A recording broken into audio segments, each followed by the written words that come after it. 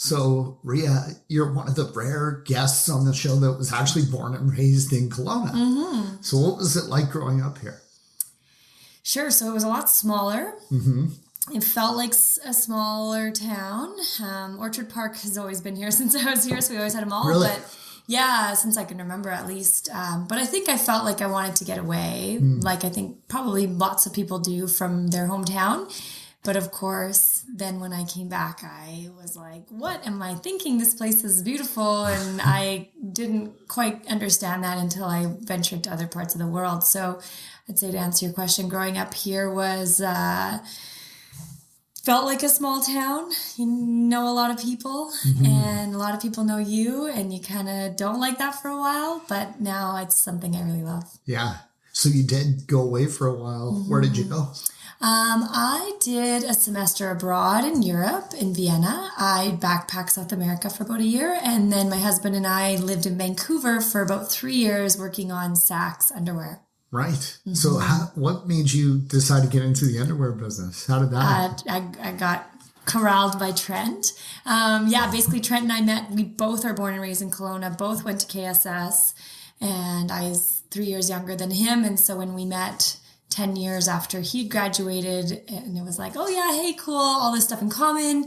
Started dating quite quickly. So did you meet here? We met in Kelowna. Yeah, he had actually been away for 10 years, studying, working, all sorts of things. And we kind of met 10 years after he'd graduated, and he was like, yeah, I'm either going to work with my parents. They do civil construction, or I might do this underwear company. Like, I did it for my MBA thesis project, and we shot Dragon's Den. It hasn't aired yet, and I need some help. Just guerrilla marketing at festivals. So we would do like Center of Gravity, which in its initial years was called Volley Fest. So we'd hand out flyers saying, "Have you heard of Saks? Have you heard of Saks?" And oh, cool! It's kind of like one of his guerrilla marketing street girls, doing the like flyer handing out.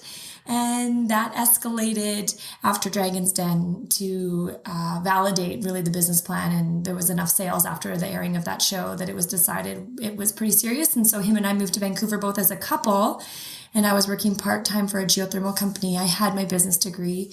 And I was doing work from there. And it just kind of ended up being like Saks needed 2 people for sure, full-time. So I moved from, part-time geothermal work from Vancouver and working as a server part-time in Vancouver, and just said, Kate, we're going to do this with Saks, which wasn't really paying us anything, but we saw, the opportunity needed people's efforts. So him and I kind of went full on into that and spent 3 years in Vancouver doing that before we sold most of it. Wow. So you did get funding on Dragon's Den. Well, it was funny. In those days, second season of Dragon's Den, Trent didn't actually make a deal with the Dragons, but what he did get was called an Armchair Dragon Award. And it was throughout the season, viewers could vote on the product or business that they think the Dragons missed out on. Okay. So every episode, people would go online and vote. And in the whole season, Saks won the most votes. Wow. So it was sponsored by something called Concrete Equities, which was a real estate investment, kind of like a REIT type of fund at the time, and they put up $50,000 for the winner. So we actually got $50,000 for Saks without having to give up any equity, and really that bolstered us into a next level of inventory and product development and marketing. That is so cool. I remember from experience, if someone turns me down for something, I'm more determined. I'm like, I'm going to prove you wrong. Trent is that way for sure. Right? He loves the haters in the sense, like he really likes a challenge, and he likes to prove people wrong, but at the same time, he will always listen to the market. Yeah. And that's where I think people get confused, where it's like, I'm going to keep going and be determined. And it's like, that's true if it's a person telling you that. Yes. But if it's the market telling you that, like, you really got to listen to that. You do. Because if people aren't buying it, there's not a need, And so I think that's where entrepreneurs sometimes aren't sure when they should keep going and when they should listen or stop. Yeah. And I think the difference is a person or the market. Definitely. And it's good to take advice sometimes, but you don't want to take it too personally. Like, take it as a personal rejection. Totally. Do you feel like you and Trent learned from the experience on Dragon's Den? Like, was there something you could have done different with the presentation or No, I don't think so. I think the only thing Trent probably could have done differently would have been to ask for less. He got an offer from Arlene, but it just didn't meet the requirement. You need to get what you come in and asking for. Okay. But I don't think he would have taken less because he'd already had an investment at a certain level of it being $1 million business. So it would have devalued the investment that was already made. So I think he became, and continues to be able to correspond with Arlene and Brett Wilson, who was on the next season. Trent had reached out to him personally, and so they've maintained a line of communication. So I think it was awesome for him. And even though the Dragons didn't go in on the business, they all complemented the product, the business, the idea. It just didn't really have any sales yet at the time. And as you know, they really want to see the financials a little bit proven before they take a chance. Sure.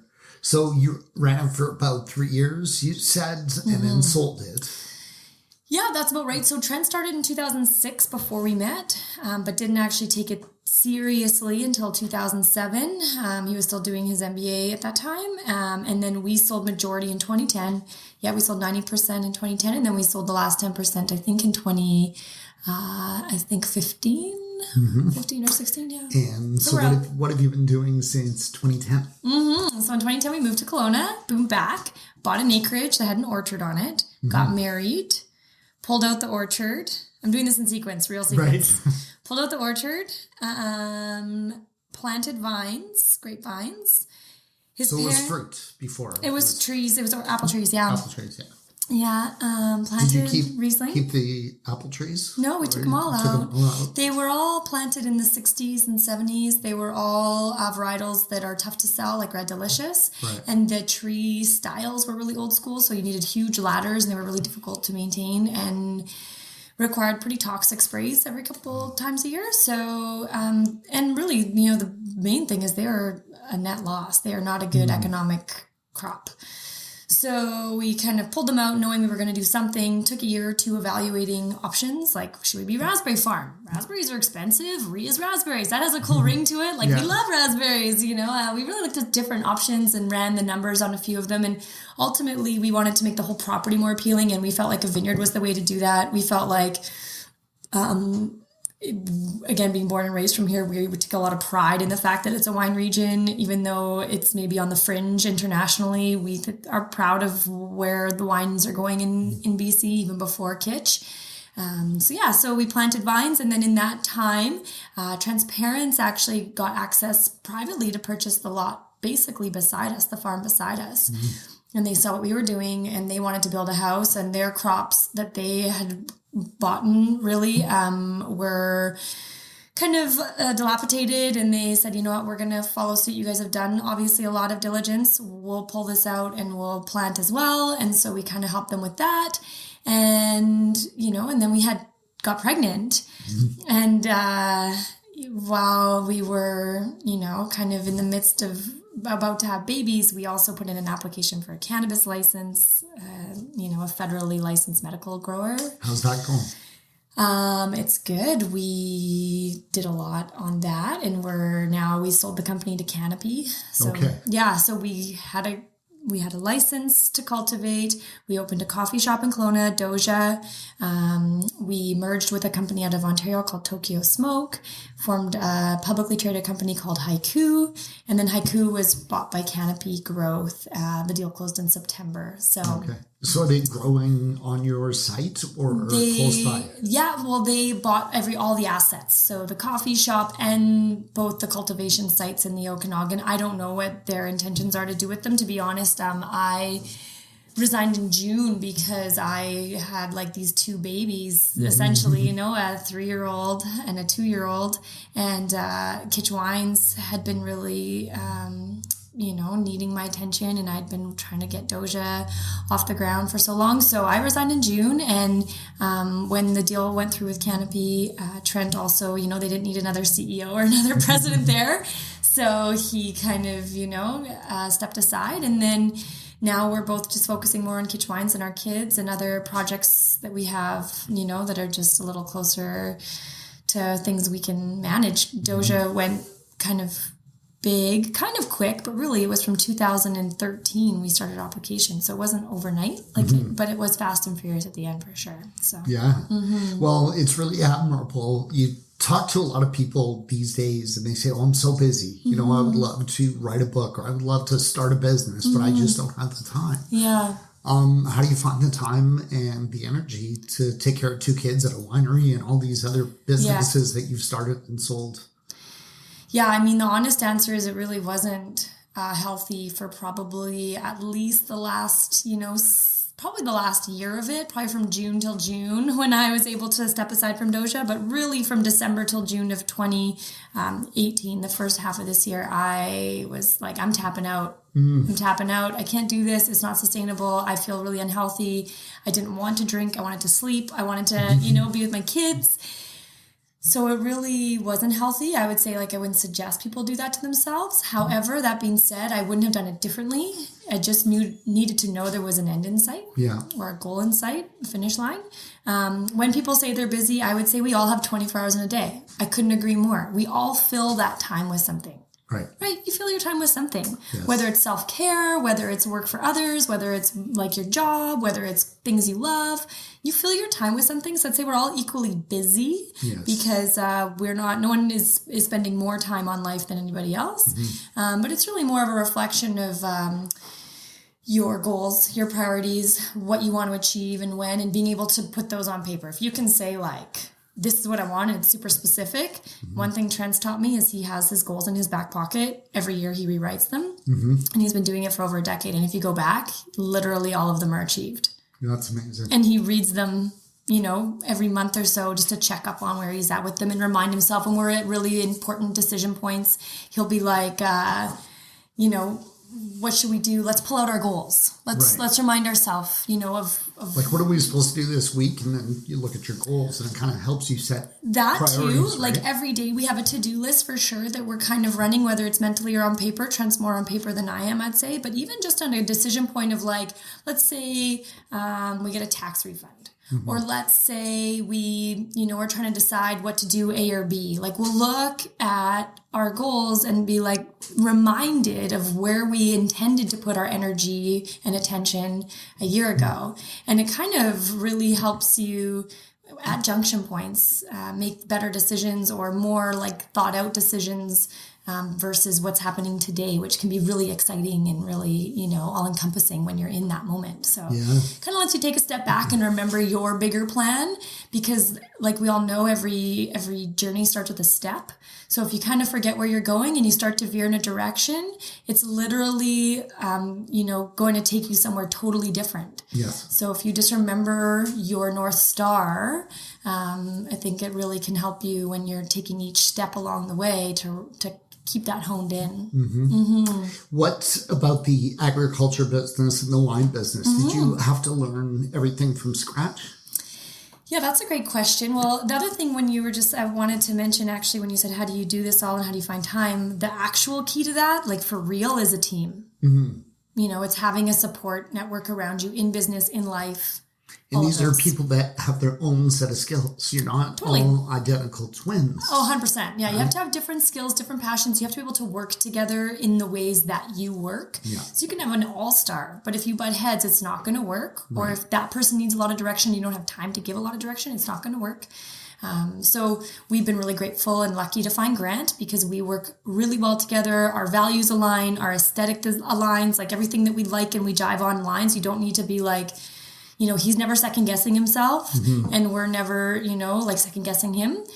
And then also we had a nanny who's my sister who helped take care of our kids while we were doing this. And she's just been hugely instrumental to our life. And then we have both of our moms live in Kelowna.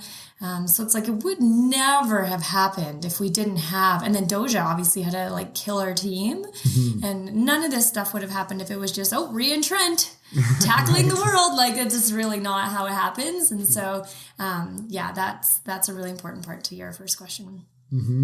So Grant is an amazing winemaker and he takes care of that aspect, right?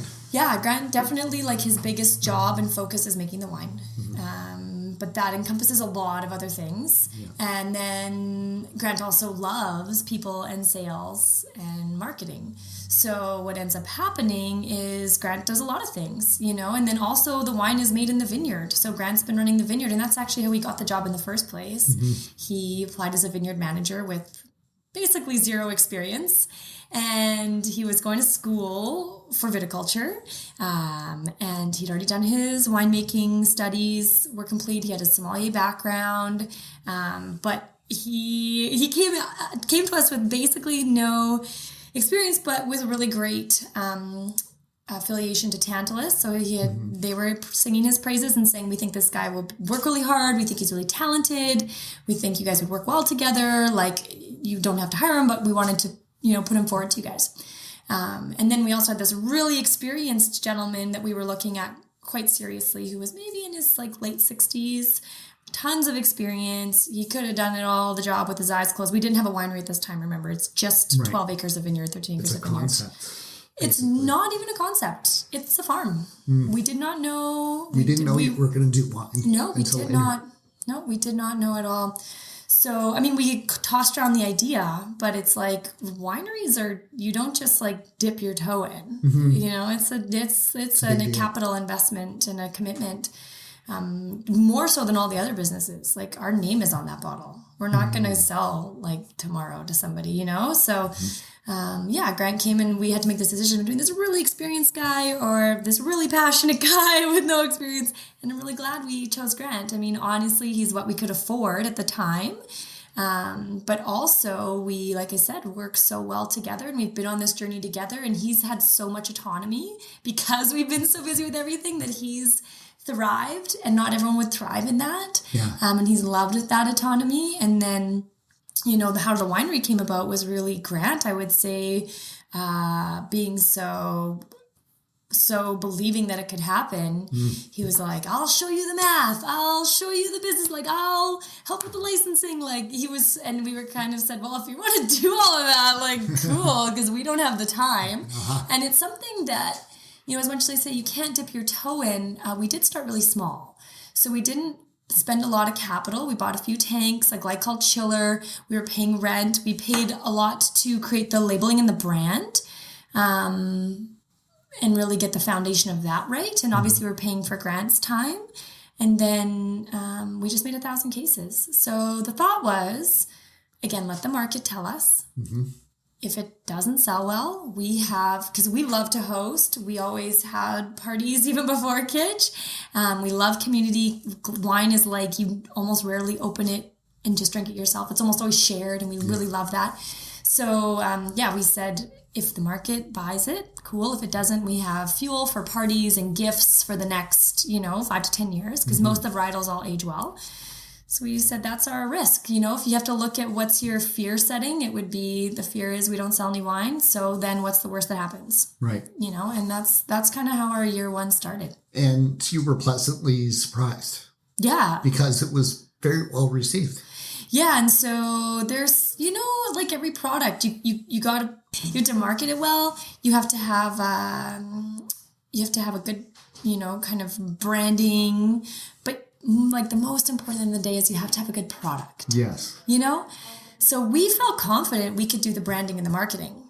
Where we felt a sense of uncertainty, because Grant had never made wine before, and these vines had never made wine from these grapes. They're brand new. Yeah. So that's a huge unknown. Yeah. And so we were pleasantly surprised at how well our wines did on the quality side of the spectrum, because it was a big risk that we all took. And so the fact that these first year vines made, amazing wine with a first year winemaker and a first year winery, I think kind of surprised people. And then the fact that we happened to be younger than most and, approach it a little differently was just kind of like a little bit of buzz to get people talking and maybe coming to visit our hip hop infused winery. Right. Yeah. How many years has it been now since you've been selling? Yeah, we opened in 2016. So we just finished our third vintage in the tasting room. Mm-hmm. Yeah. What would you say was your biggest surprise as far as learning the business? Like what surprised you the most, or did it all kind of unfold the way you planned? I would say probably the thing that surprised us the most is actually how long you end up holding some inventory. And that's not because it doesn't sell, but because you literally want to library some.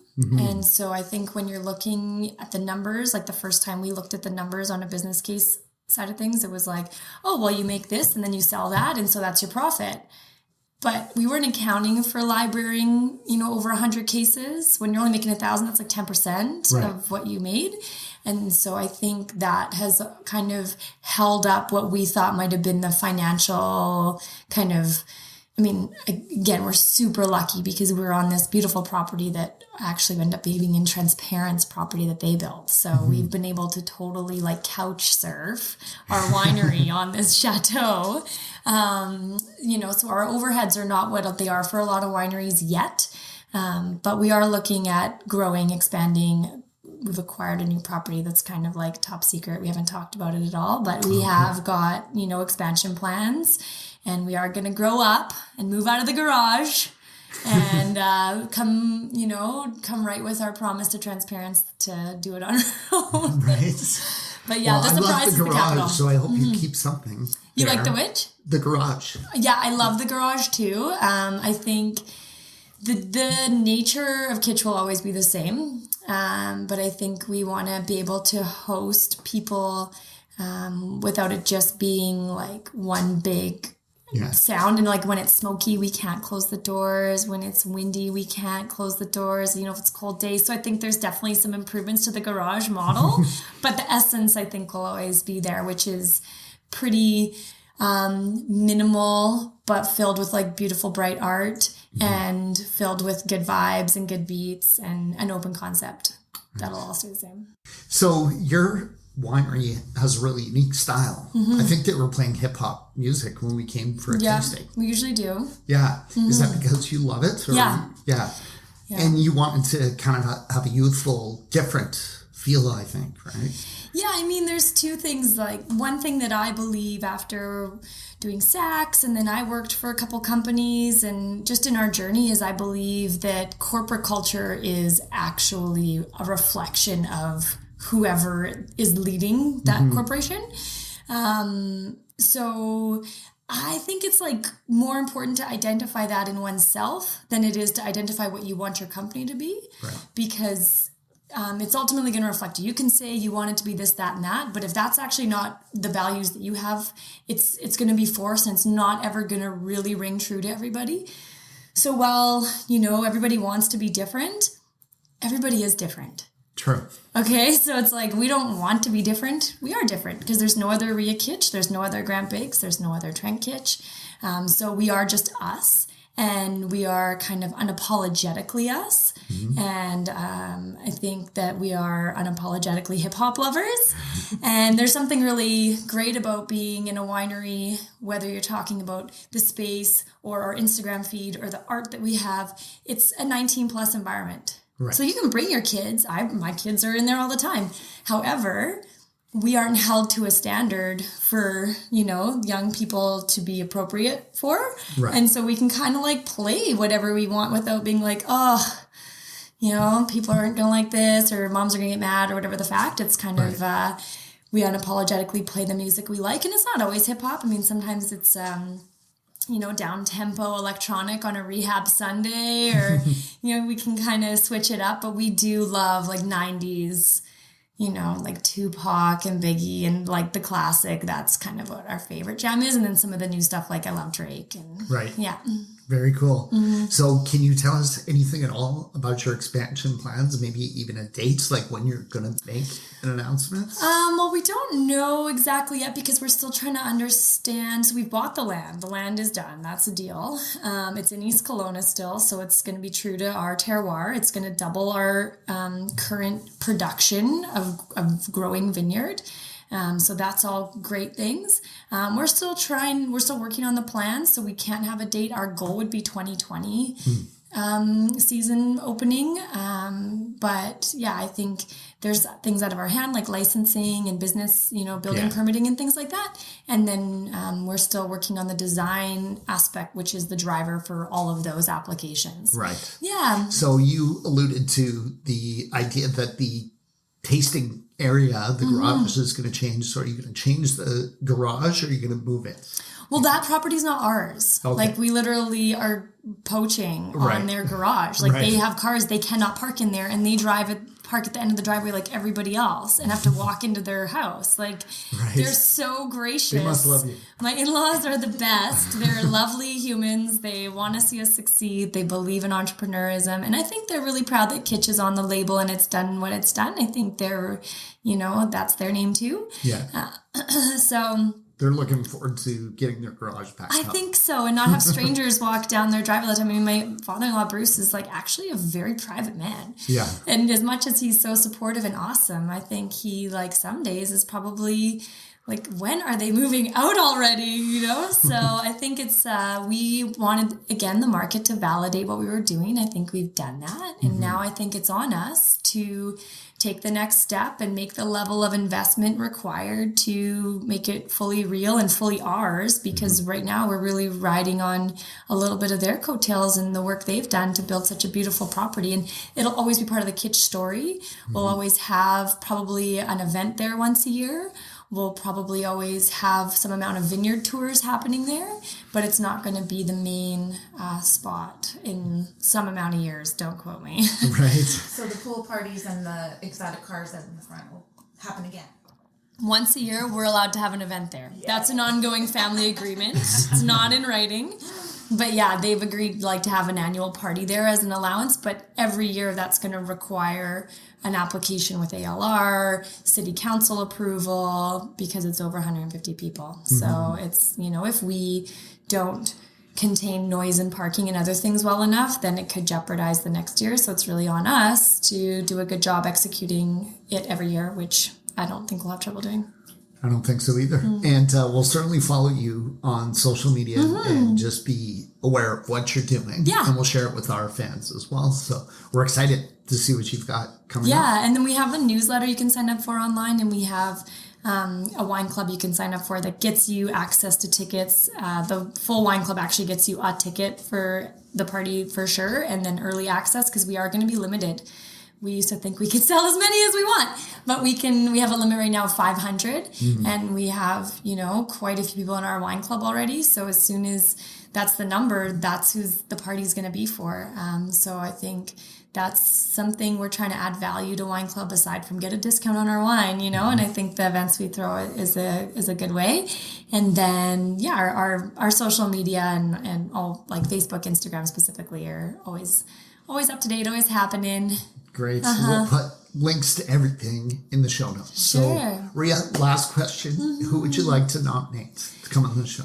Yeah, so if they're not already, haven't been on the show, I think Jacqueline from Okanagan Lifestyle is lovely. She's super well-spoken. She's obviously a huge proponent of Okanagan Lifestyle. Not just her brand, but the actual thing that is Okanagan Lifestyle. So if she hasn't been on the show, that's who I would nominate. Okay. Great. Awesome. You know Jacqueline's last name? Yeah, well, I think it's Jacqueline Emily on Instagram. And so it always throws me off when I know their profile name better than their real name. But we'll find it. Yeah, Okanagan Lifestyles on Instagram. It's a big brand and locally. And then and Jacqueline's the lady force behind it, and she's lovely and very philanthropic, very creative, and great mama, and she's a good human. That's great. Please say hi to Grant for us, and thank you so much for your time today. Yeah, thanks to you. Thanks for having me. Great. Luke Mankus is a realtor. He loves what he does. We asked Luke if he had any regrets about moving here in 2011, and he always says, one regret, and that is he didn't move here sooner. When Luke came here, he didn't know anyone. He didn't know the neighborhoods or anything or anyone besides his daughter, who was 6 years old at the time. So he knows what it's like.